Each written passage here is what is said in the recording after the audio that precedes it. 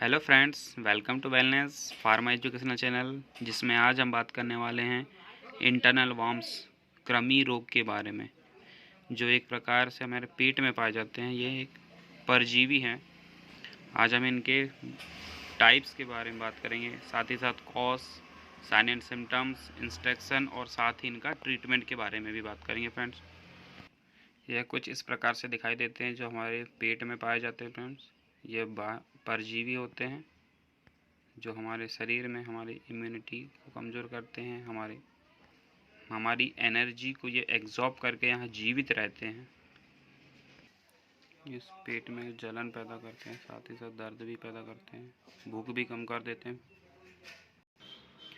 इनके बारे में बात करें तो यह मेनली ह्यूमन बॉडी में ही पाए जाते हैं। कुछ वर्म्स तो इतने छोटे होते हैं कि उन्हें अपने आँखों से देख भी नहीं पाते हैं, और कुछ वर्म्स बड़े होते हैं जो अपने आसानी से दिख जाते हैं। वैसे तो हमारे बॉडी में बहुत सारे वर्म्स होते हैं, लेकिन वो हमारी बॉडी को नुकसान नहीं पहुंचाते।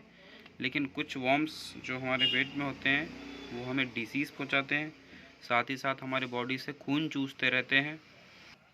ह्यूमन बॉडी में इंटेस्टाइन में पाए जाने वाले वर्म्स की उपस्थिति को इंटेस्टाइनल वर्म्स कहा जाता है। इंटेस्टाइनल वर्म्स सभी में पाए जाते हैं, लेकिन यह चिल्ड्रंस में अधिक पाए जाते हैं। आइए इनके कुछ टाइप्स की बात करते हैं। ह्यूमन बॉडी में कुछ पाए जाने वाले मेन टाइप्स ऑफ वर्म्स, जिसमें से है सबसे पहले टैप वर्म होता है, जो कुछ इस प्रकार से दिखाई देता है।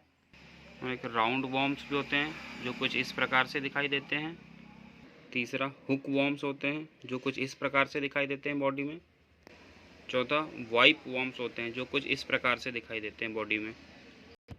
और पांचवा थियर्ड्स वर्म भी होता है, जो बहुत बारीक सा होता है, बहुत छोटा होता है, बॉडी में बहुत बारीक सा दिखाई देता है, एक सूत की प्रकार का। आइए फ्रेंड्स इनके कुछ कॉज की बात करते हैं, उसके बाद फिर सिम्टम्स की बात करेंगे इंटरनल वर्म्स की। कॉज की बात करते हैं पहले कि ये क्यों होता है, किस प्रकार होता है। कॉज में कुछ मेनली होता है आधा पका हुआ भोजन यूज़ करना, साथ ही मिट्टी का कंजप्शन करना, हाइजीन की कमी होना, साफ सफाई का अभाव रखना।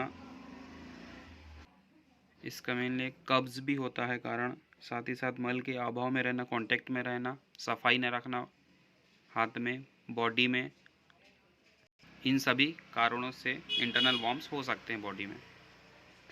इन सभी के सिम्टम्स की बात करते हैं। तो सिम्टम्स की बात करें तो सबसे पहले एब्डोमिनल पेन होता है, पेट में दर्द जिसको बोलते हैं, दस्त, बार बार दस्त लगना, उल्टी जैसा लगना, जी घबराना, अकारण वजन बढ़ जाता है, वो भी एक कारण हो सकता है जिससे हम पहचान सकते हैं। थकान होना ज़्यादा, पेट में गैस बनना बार बार, पतले दस्त होना, इन सभी कारणों से हम पहचान सकते हैं। ये कुछ सिम्टम्स हैं जिन्हें पहचाना जा सकता है। और अपने रेक्टम और वॉल्वा में इचिंग भी हो सकती है, उससे भी आप पहचान सकते हैं। आइए अब इनके कुछ इंस्ट्रक्शन की हम बात करते हैं। इंस्ट्रक्शन या कॉन्ट्राइंडिकेशन बोल सकते हैं कि हमें ये क्या नहीं करना चाहिए। इंटरनल वर्म्स हो जाने पे सबसे पहले पेशेंट को खीरा, ककड़ी, कच्चे फल फूल, आलू, मांस, मछली, चीनी, मिठाई, गुड़ या खटाई आदि का यूज़ बिल्कुल नहीं करने देना है। पेशेंट को सिर्फ न्यूट्रिशन युक्त डाइट देना है। साथ ही ब्लड की अगर कमी होती है तो ब्लड की कमी होने पर टॉनिक दे सकते हैं, कोई भी आयरन टॉनिक, या हरे पत्तेदार सब्जियां दें तो ज़्यादा बेटर होगा। बहुत ज़्यादा कमी है तो आप कोई भी दवा दे सकते हैं, जिससे बहुत जल्दी आयरन की कमी पूरी हो जाती है। साथ ही साथ हमें शौचालय में भी सफाई रखनी चाहिए, खुले में शौच ना करें। शौच में जाते वक्त नंगे पाँव का ना जाएं, स्लीपर चप्पल कोई भी यूज़ करें।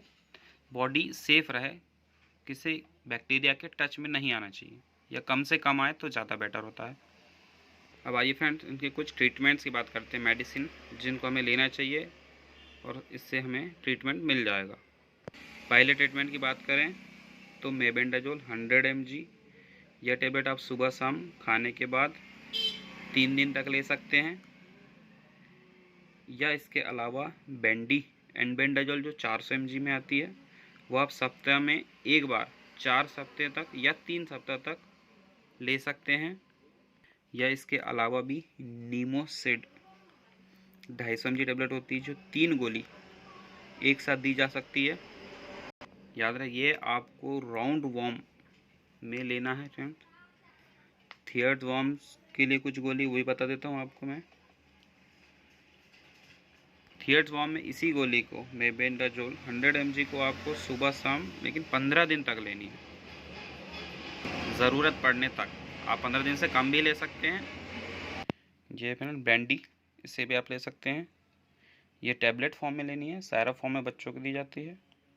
बच्चों को भी आप उनकी एज के अकॉर्डिंग आप अपने डॉक्टर की सलाह से दे सकते हैं। बड़ों के लिए एल्बेंडाजोल जो 400 mg टेबलेट सुबह शाम 3 दिन तक दी जा सकती है। थियर्ड वॉर्म में, टैप वॉर्म में यही गोली आपको थोड़ी डोज बनानी पड़ जाती है। टैप वॉर्म में आपको 3 से 4 दिन तक दे सकते हैं। और हुक वॉर्म की बात करें तो नीमोसिड 250 mg टेबलेट 3 गोली एक साथ देनी होती है, एक ही डोज में ठीक हो जाता है फ्रेंड, सिर्फ हमें डोज बढ़ाना पड़ता है। याद रखना है फ्रेंड, कंफ्यूज नहीं होना है, मेडिसिन्स वही है, सिर्फ अलग अलग वॉर्म्स में अलग अलग डोज देनी है। किसी में डोज ज़्यादा है, किसी में कम है। आप अपने डॉक्टर के सलाह से वो दवा ले सकते हैं। Okay, thank you friends. ऐसे ही इन्फॉर्मेटिव वीडियो के लिए आप हमारे चैनल वेलनेस को लाइक एंड सब्सक्राइब कर सकते हैं। Okay friends, stay safe, Vande Mataram. मिलते हैं नेक्स्ट वीडियो में। Bye bye.